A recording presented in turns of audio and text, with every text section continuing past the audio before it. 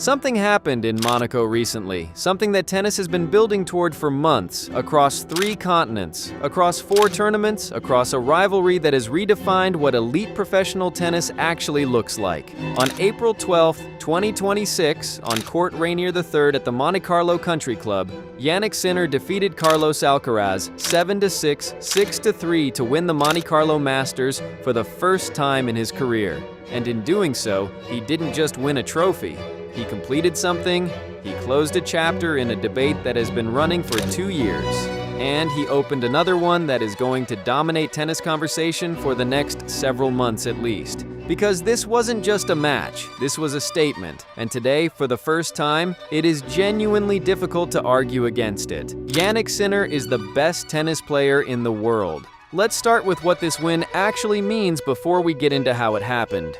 When Sinner hit that final forehand return from Alcaraz into the net to seal the match, he achieved something that places him in company so exclusive it is almost hard to process. He became just the 3rd player in history to win 4 consecutive ATP Masters 1000 titles, joining Novak Djokovic and Rafael Nadal. Read that again slowly. Djokovic and Nadal. Those are the 2 names that define the concept of sustained dominance in men's professional tennis, and Sinner has just joined them in a category that nobody else in the sport's history has reached. He also became just the 2nd player, alongside Djokovic in 2015, to win Miami and Monte Carlo back-to-back. He has now won Paris indoors, Indian Wells, Miami, and Monte Carlo in sequence. Sinner joined Djokovic as the only men to claim the first 3 ATP Masters 1000 titles of a season. And he did it on clay, on Alcaraz's surface, against the defending Monte Carlo champion, with the world #1 ranking on the line. "Getting back to #1 means a lot to me," Sinner said after the match. "At the same time, the ranking is secondary. I'm very happy to win at least one big trophy on this surface. I haven't done it before, so it means a lot to me." That quote deserves a moment, because what Sinner is describing in those 2 sentences is exactly what separates him from almost every other athlete who competes at this level.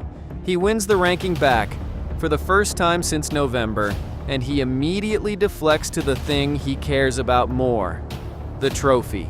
The first Clay Masters title of his career, the last piece of a hard-court specialist profile that was still missing. And he took it from the player who, by every traditional measure, should have been the favorite on this surface. Before we go further into the season context, let's talk about what happened in that final over 2 hours and 15 minutes, because the match itself told a story that goes well beyond the scoreline. Alcaraz came out in blustery, swirling conditions in Monaco and broke Sinner early, establishing a 2-0 lead in the first set.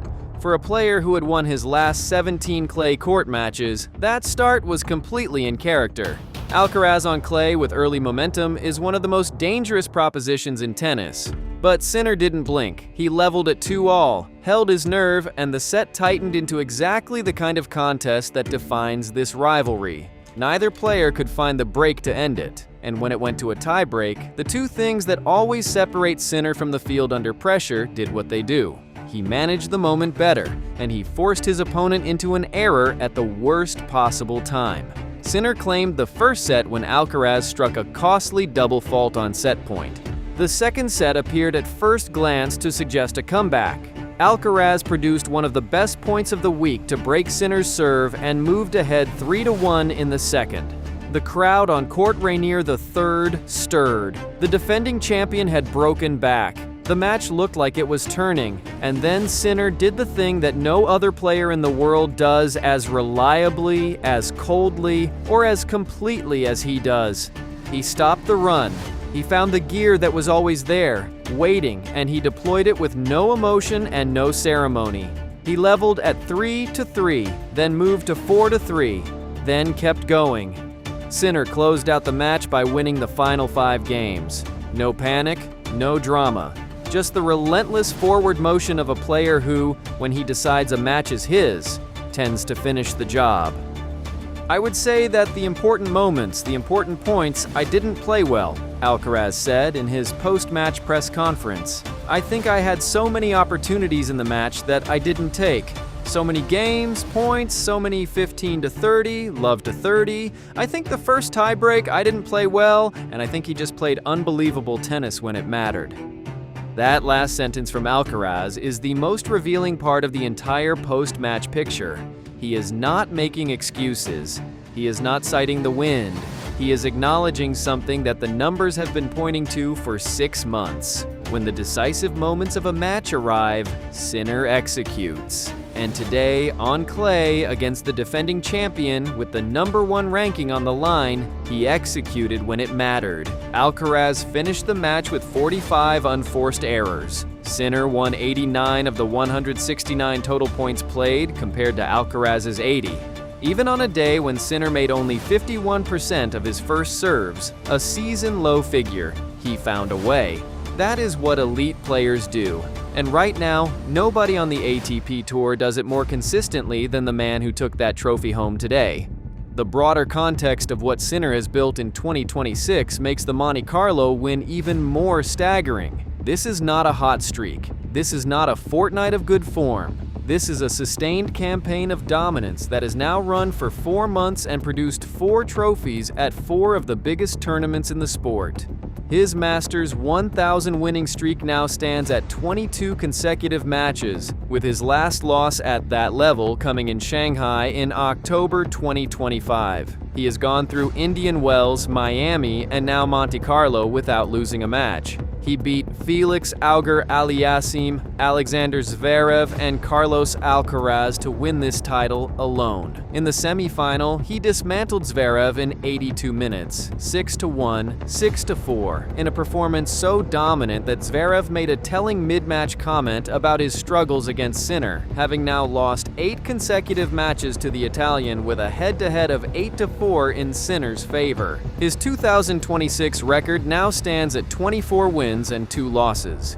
His only defeats this year were to Djokovic in the Australian Open semi-final, a match in which he won more total points than Djokovic but lost the ones that mattered, and to Medvedev in the Indian Wells semis before he shifted into another gear and won that title anyway. Everything since has been a procession. Not an easy one, not a lucky one, but a relentless, methodical, historically significant procession through the biggest events in the sport. And the detail that perhaps captures it best is this. Alcaraz entered this final having won his last 17 consecutive matches on clay. That is a clay court winning streak, on red dirt, the surface he owns, the surface where he has won 2 French Open titles, the surface where he saved 3 match points against Sinner in last year's final. Sinner just ended that streak, on clay, in Monaco.